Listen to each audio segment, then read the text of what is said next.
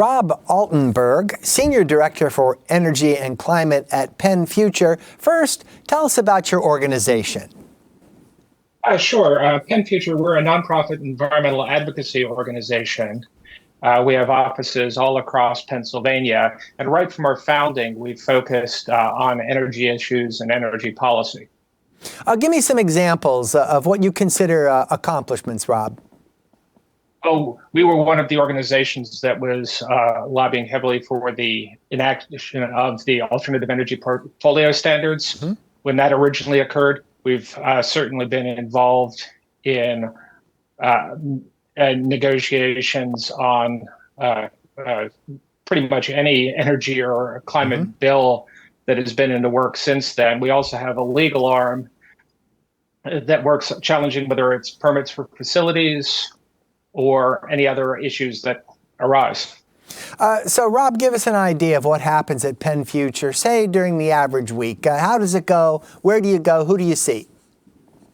Well, it depends on the week. You know, we have a number of areas of focus. My area particularly is on energy and climate. So I would be interested if there is any action happening in the legislature related to those topics, or any regulations that are moving through the Department of Environmental Protection. So we would be heavily engaged with them. We also will be certainly responding to whether it's legislative inquiries about different policies, media inquiries, or just reaching out to citizens and talking with them about the different projects that are moving through the legislature. Let's talk about alternative energy sources and just how are they defined in Pennsylvania? Well, Pennsylvania has a fairly complicated act, the Alternative Energy Portfolio Standards Act. It really divides energy sources into several different buckets. Mm-hmm. The clean bucket would be tier 1, and that's primarily wind and solar and low impact hydro and things like that in that tier. We also have a tier 2 that contains dirty energy like waste coal burning and things like that are subsidized as part of that same bill. Right now, our Alternative Energy Portfolio Standards Act, the target was to get to 0.5% of solar by 2020 and 7.5% of other clean sources, primarily wind. Mm-hmm. We've reached that mark. But since our act was founded in 2004, all of the states surrounding us have come up with much more aggressive targets for renewable energy. We were one of the first out of the gate to enact such a rule, but we haven't updated it in, 20 years now. So, Rob, which state comes to mind as far as having an aggressive policy in this respect? Well, New Jersey has targets over 50%. New York has very high targets too. Our neighboring states, Connecticut has more solar installed than Pennsylvania. Mm-hmm. So we've been falling behind other states. Let's talk about the significance of solar energy and just how much impact is it having? Well, it's having an increasing impact as we're putting more and more solar on the grid. But right now, we still only have really a 0.5%. 0.5% was our target. Mm-hmm. Solar has a number of benefits. First of all, the cost of solar really comes when you install the solar system initially. So you're insulated from fluctuations in fossil fuel prices. Mm-hmm. So once you have solar installed, you know very far into the future really what you're going to be paying for energy. It's certainly a clean, renewable energy source that's not going to have anywhere near the carbon pollution that we see from gas or other polluting fossil fuels. It also reduces other sources of air pollution, the volatile organics and the NOx that creates ozone smog. Mm-hmm. So it really helps lessen the pollution load, and it really improved the health of the population. And what about its reliability, Rob? Just how consistent can solar deliver? Well, Solar is actually a very reliable source. I mean, one of the challenges that we hear all the time is that, well, solar doesn't work at night, it doesn't work when it's cloudy. And yes, that's true. But our grid is very large. It contains all or part of 13 states in the District of Columbia. So it serves 60 million people. It's a very large grid. And really what's important is not, is there clouds over my house today, but what the situation is on the grid. And our grid operator does a very good job of predicting what sort of load it needs. And solar, it's a variable source to be sure, but it does provide a key resource on that grid. Much compared to things like gas. I mean, when we had Winter Storm Elliott the Christmas before last, most of the forced outages were gas plants that were not able to operate. They either couldn't get fuel or they weren't maintained enough to operate in very low temperatures.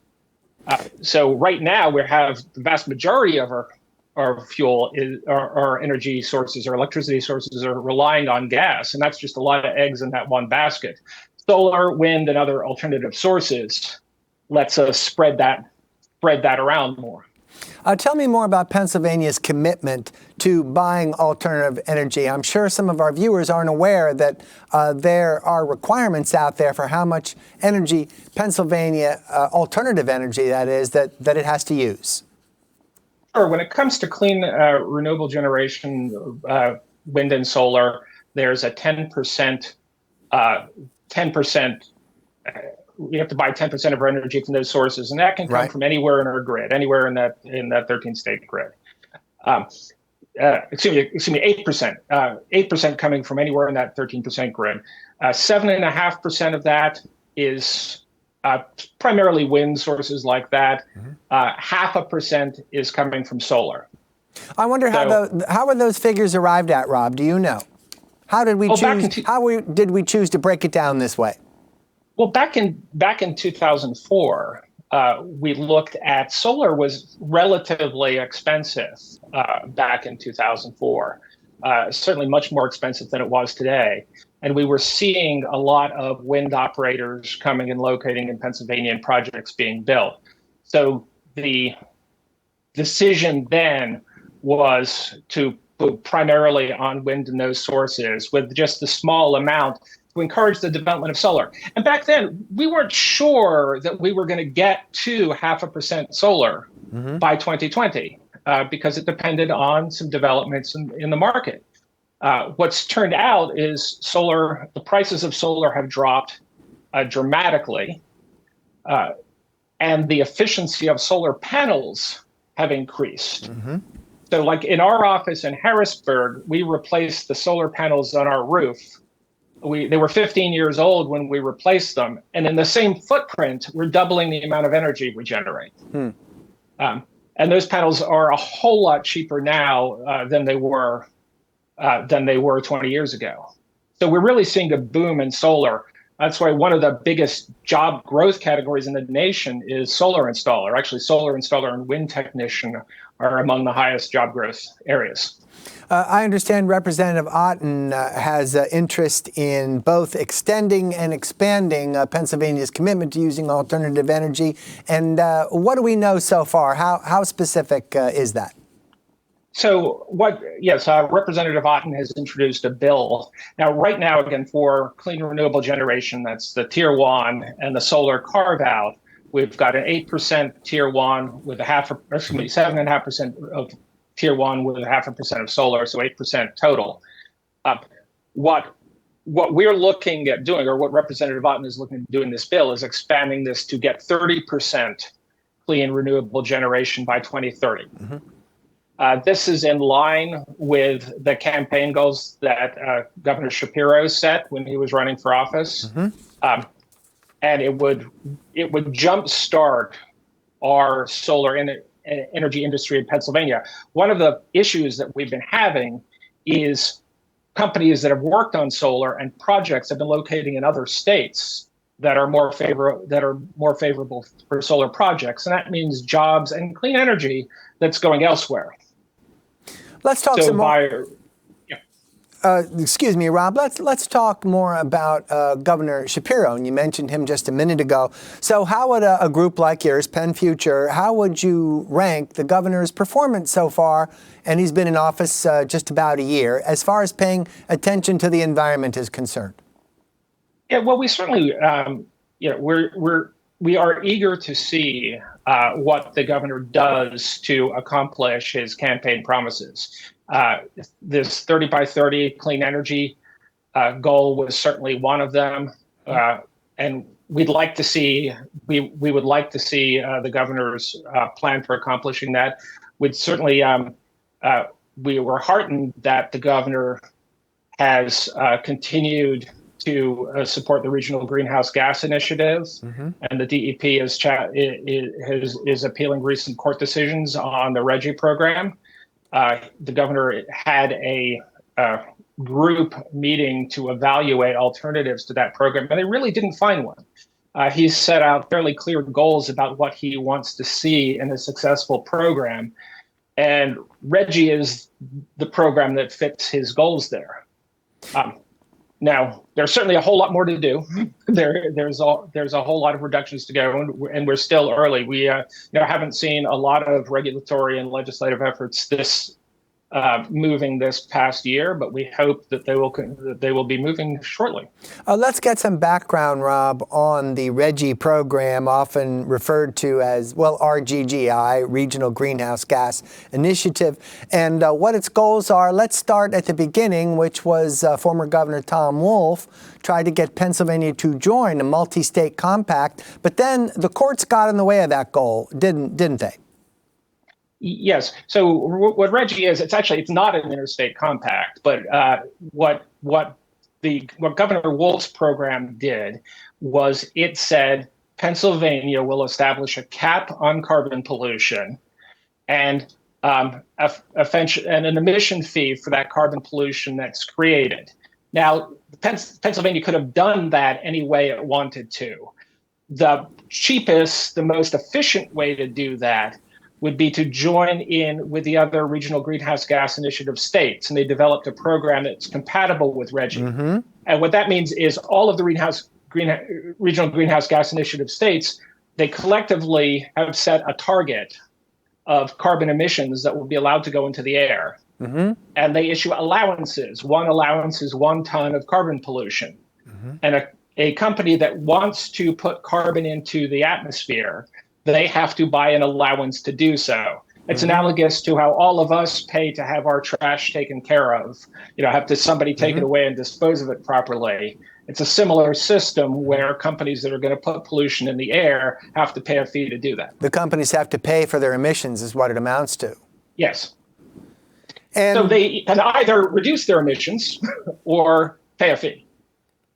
I wonder, was that ever discussed? I mean, in other words, the bottom line, at least environmentally in a program like that, is would you see any actual benefits for the environment if Pennsylvania had been permitted to join the RGGI program? Well, certainly the initial part of the program, the cap part, is it would say we are not going to see growth in carbon pollution from these sources. It creates a hard cap on those emissions. The second part of RGGI would be the invest part.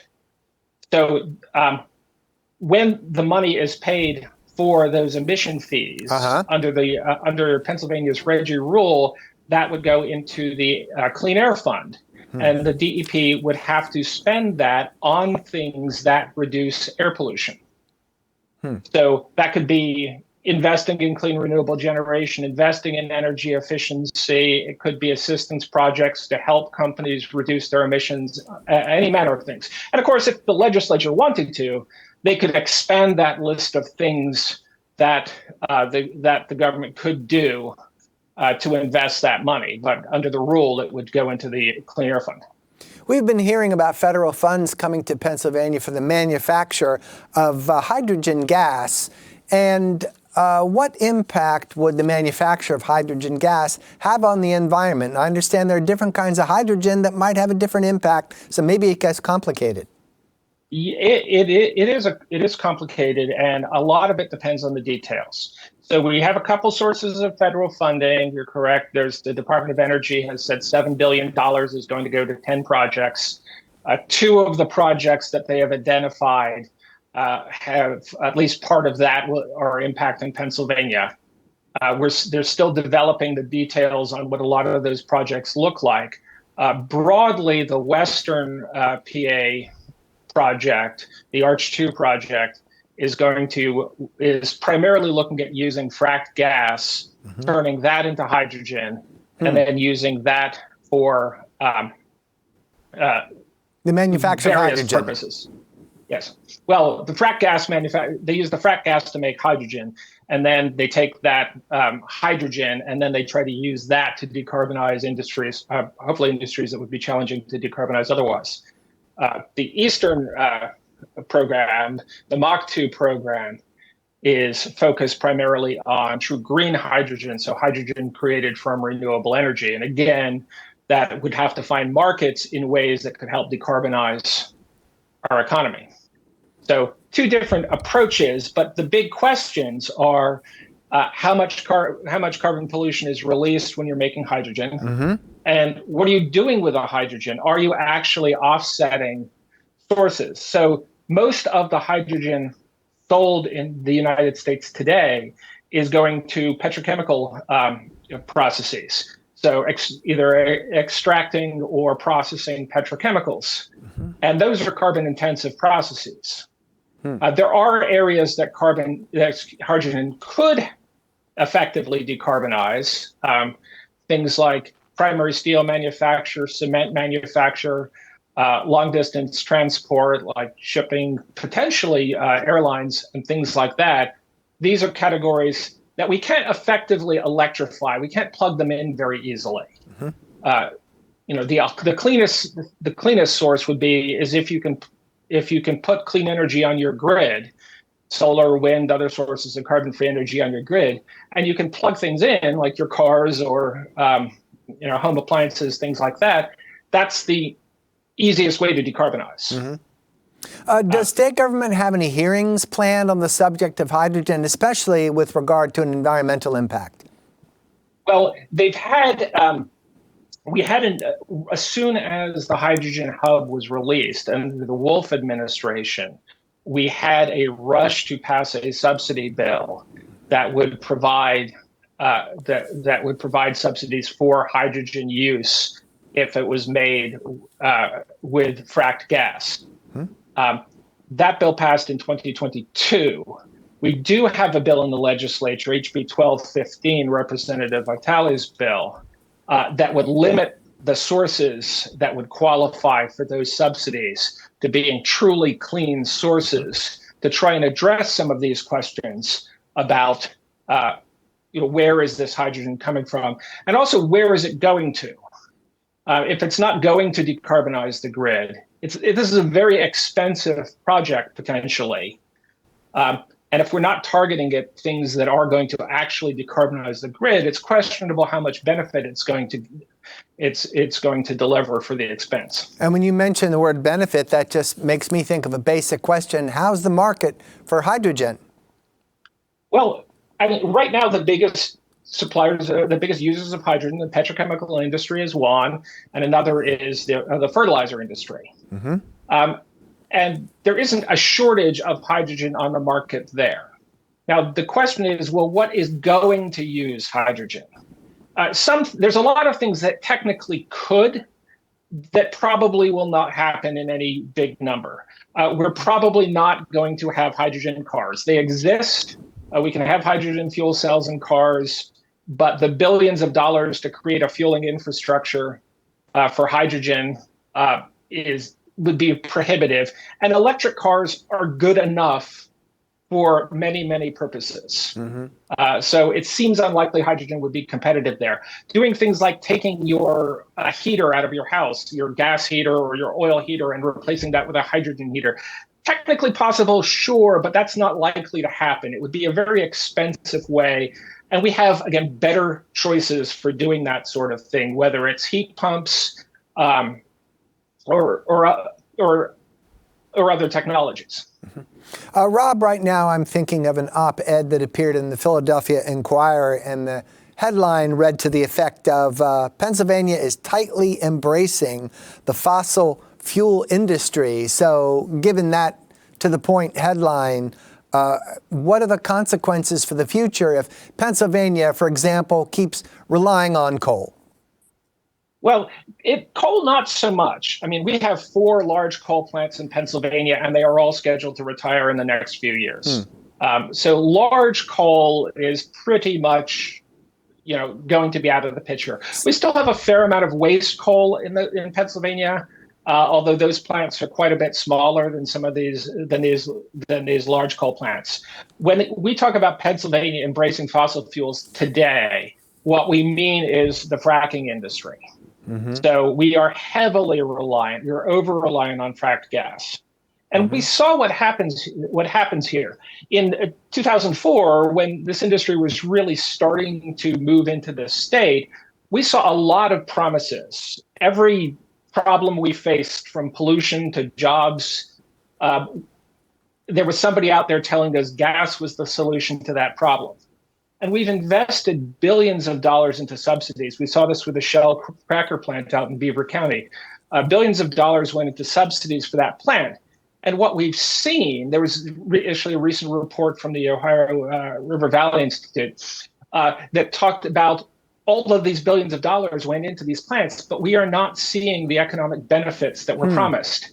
The gas industry told us we were going to have a severance tax. We were going to get that severance tax money for the gas. That never passed. We never had those investments. The counties that have gas production have seen growth, but their level of growth has been behind the counties where they don't have gas production. There's better choices to invest into. Right now, when we see in Harrisburg where somebody says we want to increase jobs, we want to increase economic activity in the community, it seems like the first thing that we reach for is fossil fuels. So when the Pennsylvania government and Team PA and others put in their application for hydrogen hubs, it was, let's use fracked gas to make hydrogen. And that was the project that was proposed. If we did invest in other sources of clean, renewable generation, this is actually where the job growth is happening. The job growth isn't in the gas industry. It's not the 200,000 jobs that we heard claims of coming into here. That never happened with gas. But where we do see job growth is clean, renewable generation. Solar technicians, wind installers, all of the jobs surrounding that are a place where we could see growth. But we just haven't invested in that. We've been focused really singly on fossil fuels. We had Representative Muth on a few weeks ago, and she talked about a bill of hers that has to do with fracking water. And she wants to classify that fracking water as hazardous because it's radioactive, because she insists that people that work around that stuff don't know enough about the toxins that are in that water. Yeah, and I will say that the water quality issues certainly aren't my area of focus, but we have seen a number of problems around fracking and the radioactivity from fracking. We saw that where the solids that come back after a well is fracked, they're collected and dried out, and they are radioactive. In fact, there's some places where we could not put them into Pennsylvania's landfills because they were too radioactive for doing that. Now, ideally, that sort of radioactive waste is going to be appropriately handled, sent to a low-level radioactive waste disposal facility, someplace that's licensed in trucks that are properly placarded and things like that. Now, in Pennsylvania, though, we don't have a manifest system, so we don't know exactly where that waste is going. And we hope the operators are handling that appropriately, but there's really no way to track it. All right, that's all the time we have. Rob Altenburg, Senior Director for Energy and Climate at PennFuture. Thank you for your time. Yeah, thank you very much.